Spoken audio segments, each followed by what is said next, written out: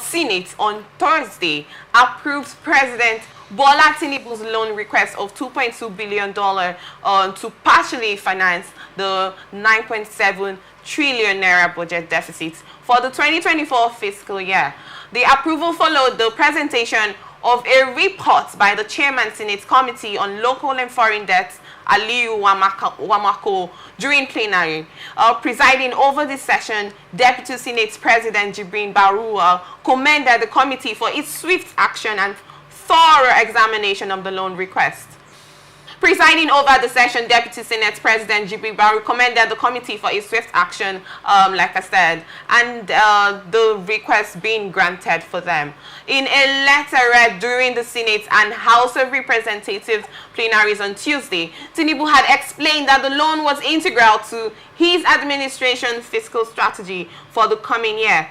The presidential request for $2.2 billion, which is equivalent to 1.77 trillion naira, is already enshrined in the external borrowing plan for the 2024 fiscal year. Senate President Godswill Akpabio stated while reading the letter. He further directed the Senate Committee on Local and Foreign Debts to expedite its review of the request and present a report within 24 hours. According to him, the requested loan is planned for execution of ongoing projects and programmed in the 2024 Appropriation Acts, which are critical for growth and development.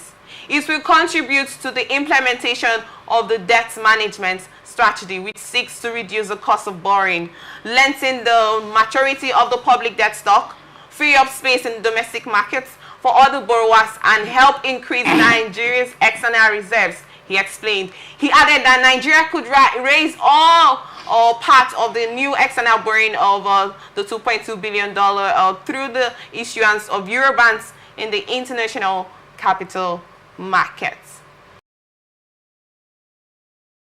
Wrote a loan request on Monday of $2.2 billion to Senate, and on Wednesday it got approved. My question is, who vetted it? And what were the processes that it went through? Because we know that when we hear about state revenue and all of that, they go through processes and stuff like that. And Barrister, I'm going to ask you this question, Barrister.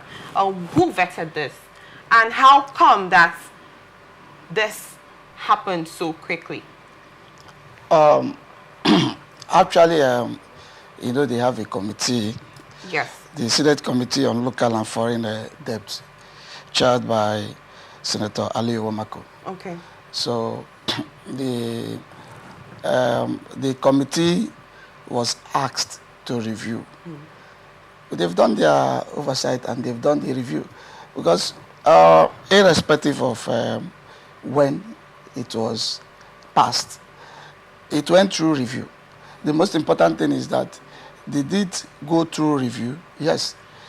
Did the president write the Senate? Yes. Did the chairman of the Senate send it to the proper committee, which is the review committee? Yes. And it went through that committee, and committee came up with their report. And at the end of the day, it was passed. So the most important thing is that there was a review. No matter when, no matter how speed it went, there was a proper review. The committee saddled with that responsibility, led by distinguished Senator Aliyu Wamako. He is a distinguished senator. He knows what he's up and doing. So they went through their committee and they came up with a review. And then the thing was passed yesterday. So that's my take on that. Okay. I'll ask you a question. Let's hold your thoughts about that. I'd love to get your thoughts on this. Well, all I hear is we are always borrowing. And, you know, the last time Nigeria borrowed money was, I think, 10th of October, $6.45 billion. You see, the amount of money that is being mentioned, you start wondering what all this money being used for. You know, in the next few weeks, you hear we've borrowed, and, you know, when you keep borrowing, how do you pay? Do you ask yourself these questions? How do you pay? You know, And most of this borrowed money, all from, I think, China and the rest of it. You see, if you ask me, I see a situation in this country whereby time comes when China starts taking over our investments, natural resources, because they need to recover the borrowed money. You know, I think a country in one of these African countries, Kenya or thereabouts, China has taken over their police station. You know, so these are things that happens that we need to know, and we seek caution.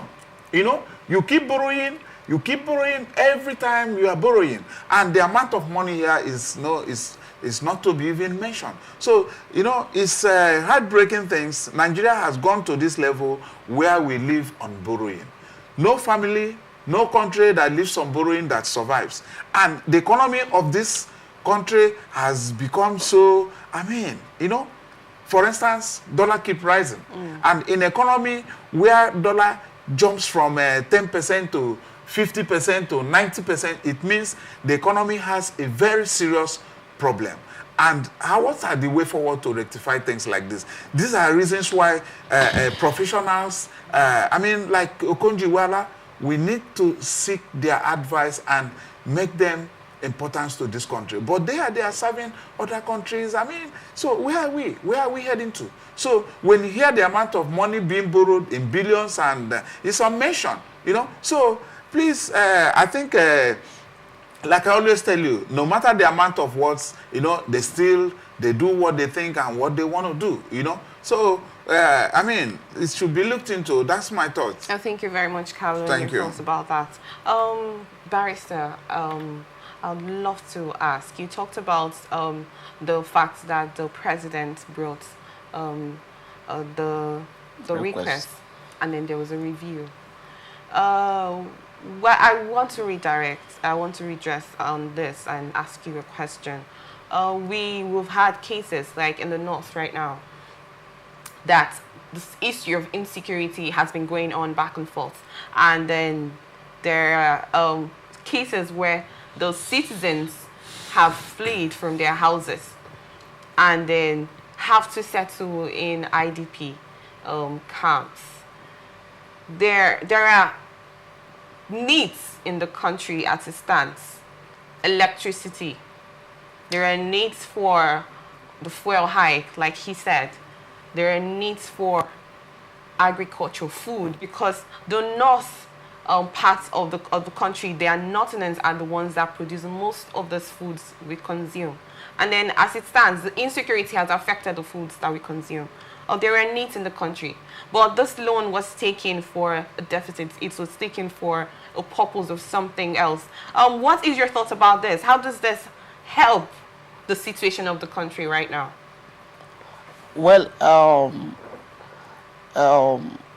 whatever way you say it, the purpose of this loan is for the development of the nation, infrastructural development, irrespective of the type of development that the loan is channeled to. The most important question we should ask here is the $2.2 billion that is being borrowed, is it used for the development of the nation? The answer is yes. Simple. They are channeling this $2.2 billion to some infrastructures that will help develop the nation, which is Nigeria, our nation. So these people, the president is not taking this $2.2 billion to say, okay, let me use it as a personal use. These are monies that are also going to be channeled to infrastructural development, and it will also help the nation. Yes, you talk about the IDPs, you talk about the insecurity in the northern area, you talk about the farmers not going to farm again. Yes, we have governors in such states. What are the responsibilities of the governors? You don't allow the federal government to do everything for you. We have 3 tiers of government. We have the federal government, we have the state government, we have the local government. Some of these functions are the functions of the local. Okay, why are they called chief security officers? Governors in some of those northern states like Borno will say they are chief security. Or what are they the chief security for? If you're a chief security officer, you should be able to provide security for your people. You should be able to ensure that the life and property of your people are being secured. You cannot just say, oh, I'm the governor, I'm chief security officer, and at the end of the day, people are being harmed in the farm, people are being stopped from going to the farm, people are being raised from their house, they will go to IDP. You should try as much as possible. That is why you receive federal allocation. You receiving federal allocation means you're being saddled with some forms of responsibility for you to cater for.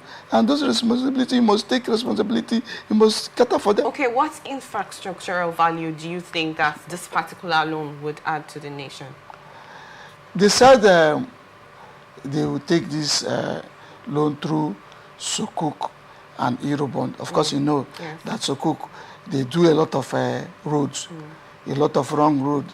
If you're traveling, if you're not using flight, if you're traveling by the road, you will see, once you leave Port Harcourt to Owerri Road, you'll be seeing where, if you're going to Abuja, for instance, you'll be seeing bit by bit, say Sukuk, development, these are the things that Sukuk do to help the development of the nation. Boy, is that a pressing need as it stands right now?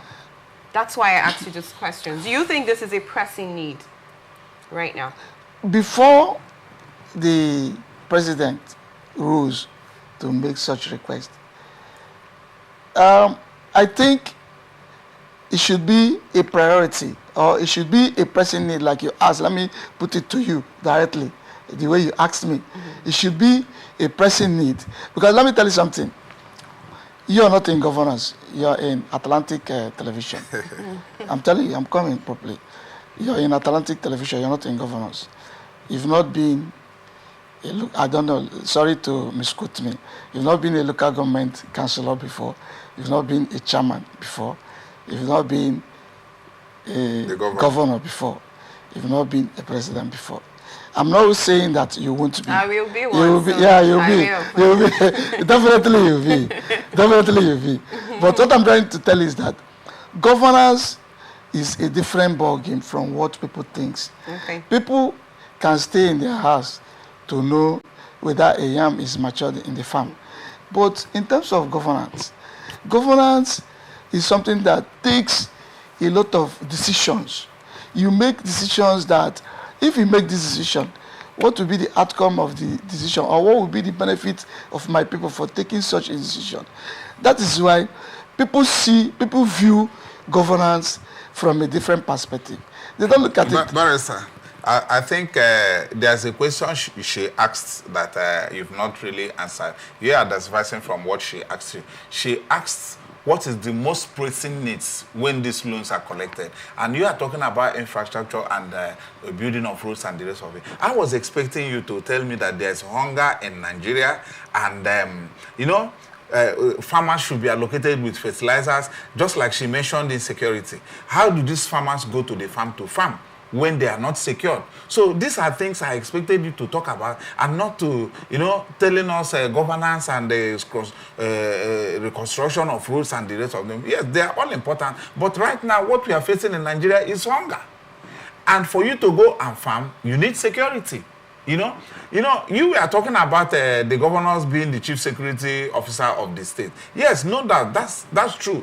But if you ask me, I will tell you that the governors, the chief security officers, in most states, they've been overwhelmed with insecurity. They are even helpless. You can imagine the federal government sending soldiers. It means that the state strength has been exhausted. And yet, it is not easy for them to overcome these things. So these are things we should look into. How do we install security and overcome insecurity so that farmers can go and farm? When they collect this loan, they can channel it to where we will have food. Barrister, people are hungry. I must tell you the truth. You are aware of these things. So I'm not saying the infrastructure like roads and the rest of it shouldn't be done. I know they are also a way of traveling and moving to certain areas, you know, but at the same time, hunger is the major thing. So I am seeing the federal government, how they can improve the economy of the country and stabilize things, stabilize dollar, because if you ask me, the challenges of Nigeria is always a dollar rising and the increment of fuel. When these two things are playing, my brother, you know what it means, you know? Everything is like these two things, everything stands under them. Once they rise, the rest will, or inflation comes up. And, you know, inflation is seriously hitting the country now. So I think this is where they should really concentrate. Thank you very much, Carlo.